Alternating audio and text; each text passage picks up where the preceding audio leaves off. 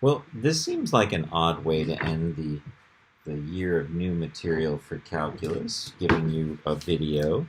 But here it is. This is our last new material.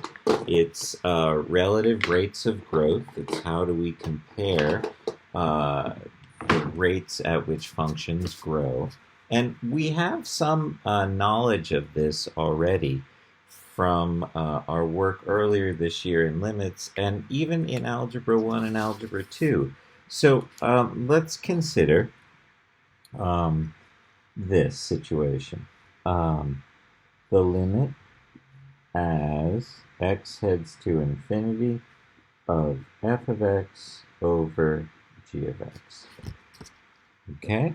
And so we know that if, for example, f of x equals x to the third and g of x equals x, then the limit would be x heads to infinity of x to the third over x, which is the limit as x heads to infinity of x squared, which would be infinity. And we know, because of this, that therefore f grows faster than g. And we know that intuitively, or at least we've explored that in Algebra 2 and Algebra 1. This cubing function is going to grow a lot faster once x gets past x equals 1 than this y equals x function. Okay, so what about this situation? What if we have f of x equal to x and g of x equal to x to the third? Well, then we're looking at the limit as x heads to infinity of x over x to the third, which is the limit as x heads to infinity of 1 over x squared, which is 1 over infinity, and 1 over infinity we say is 0. So again, which one is growing faster? Well, we know that this one grows faster. So in this situation, the one that grows faster is on the bottom. The one that grows faster is g of x. But look at the value of our limit.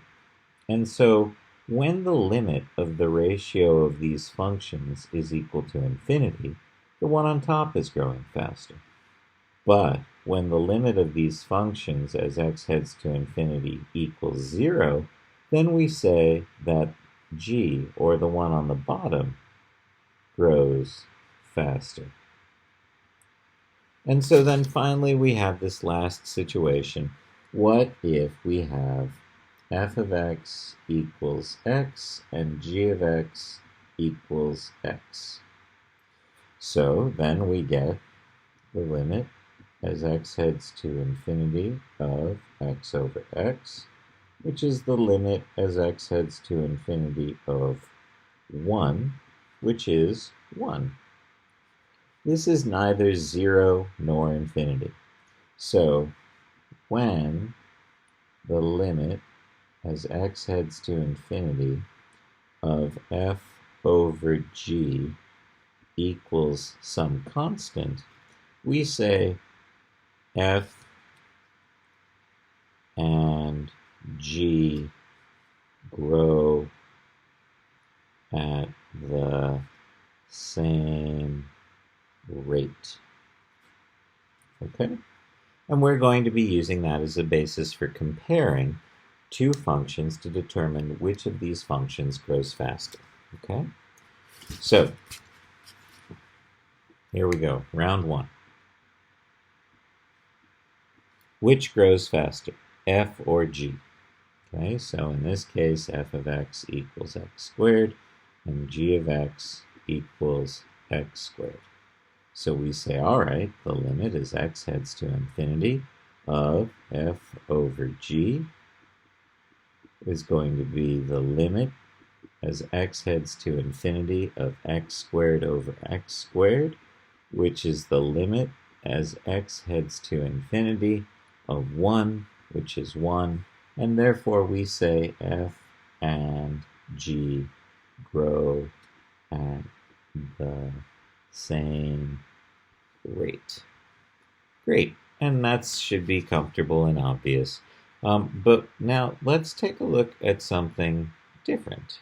Let's take a look at f of x equals 3x squared and g of x equals x squared.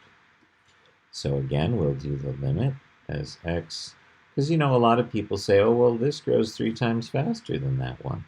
X heads to infinity of f over g is going to be the limit as x heads to infinity of 3x squared over x squared, which is the limit as x heads to infinity of 3. And remember, this isn't 0, this isn't infinity, this is some constant. And so we say f and g grow at the same rate. Okay? All right, now, what about this situation? What about this competition? Which grows faster? F of x equals e to the x, and g of x equals x to the third. So, I know that the limit as x heads to infinity of f over g will help me figure out which limit grows faster. If this limit is infinity, then f grows faster. If this limit equals 0, then we say g grows faster. And if we get some constant, same relative rate. Okay, so same relative rate. So what's going to happen here with our f and g combination? Well, f of x in this case is e to the x, and here we have x to the third. Well, when I evaluate this limit by plugging the infinities in, I get infinity over infinity. Uh-oh. That's an indeterminate form. So I need to use L'Hopital's rule, right? This function is differentiable, this function is differentiable, so we can use L'Hopital's because f and g are continuous and differentiable. So we use L'Hopital's rule, and what do we get? We get the limit as x heads to infinity of e to the x, and the derivative on the bottom, 3x squared. Uh-oh. I plug in my infinities, and I get infinity over infinity, or an indeterminate form. So I need to use L'Hopital's again.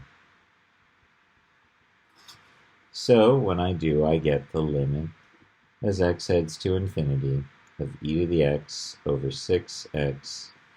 Uh-oh, infinity over infinity, drat. So I use L'Hopital's again, and I get the limit as x heads to infinity of e to the x over 6, which is infinity, and therefore e to the x grows faster than x to the third. We could also do this problem, right? I mean, I just sort of arbitrarily said e to the x was f and x to the third was g. How would this play out if I had chosen differently? Well, let's say that f of x equals x to the third, and g of x equals e to the x, and we do the limit as x heads to infinity of f of x over g of x, which is the limit as x heads to infinity of x to the third over e to the x. Again, I see, this is L'Hopital's because I have infinity over infinity. And so I say, use L'Hopital's because f and g are differentiable. I know they're also continuous because they couldn't be differentiable unless they were continuous as well, so I don't really need to explicitly state that. So I'll use L'Hopital's again, and I'll have the limit as x heads to infinity of 3x squared over e to the x. And we can actually say that that would be the same as the limit as x heads to infinity of 6x over e to the x. And that would be the same as the limit as x heads to infinity of 6 over e to the x. So now I've got 6 over infinity, 6 pizzas divided by e to the infinity people coming to dinner. You get no pizza, and therefore g of x equals e to the x grows faster. Okay. You might want to say something in here about repeated L'Hopital's application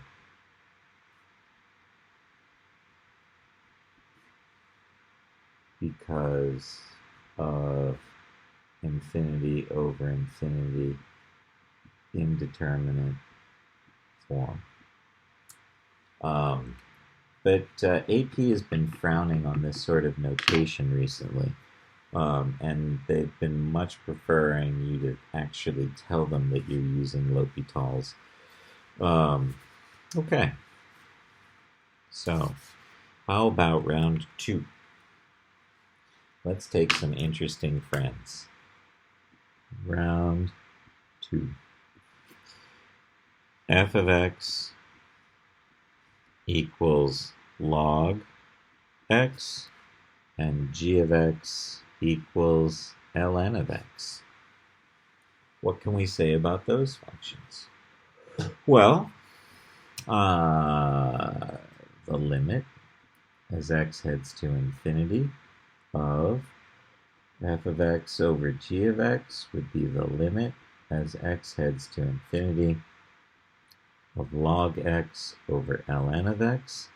Luckily, we know that when we plug infinities into both of these, we get infinity over infinity because of the indeterminate form, and f and g are differentiable. Use L'Hopital's. Okay, so I take the derivative of the top, the limit as x heads to infinity, and I'm sure you're comfortable with this derivative because you've been taking derivatives with your derivative packet. Yay! So we've got 1 over x ln 10 over 1 over x. Okay, so remember, because log is log base 10. So, oh, I'm sorry. Speaking about knowing how to take the derivative, ln of 10. There we go. So now I'm going to do my flip and multiply.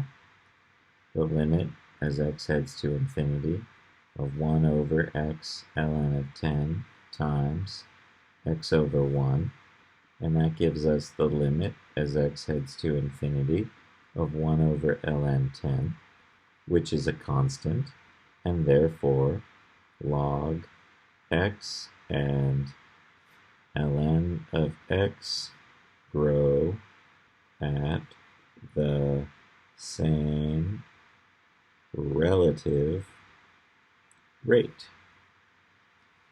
What if we choose something more exotic, like f of x equals ln of x and g of x equals ln of the square root of x? I wonder which of these grows faster. Okay, so what do we know? We know the limit as x heads to infinity of f over g would be the limit as x heads to infinity of ln of x over ln of square root of x. And when I plug infinity in, I'm getting that infinity over infinity indeterminate form. So I use L'Hopital's.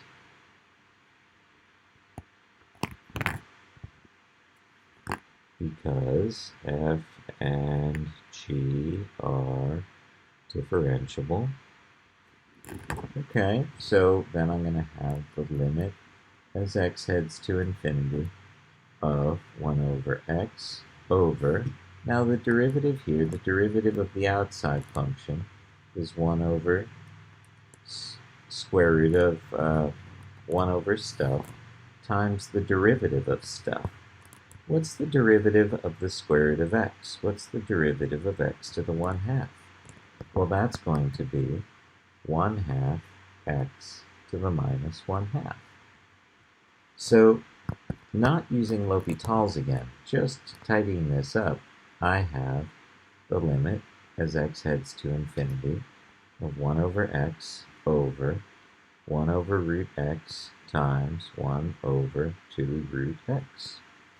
Which, look, root x times root x, we've got the limit as x approaches infinity of 1 over x over 2.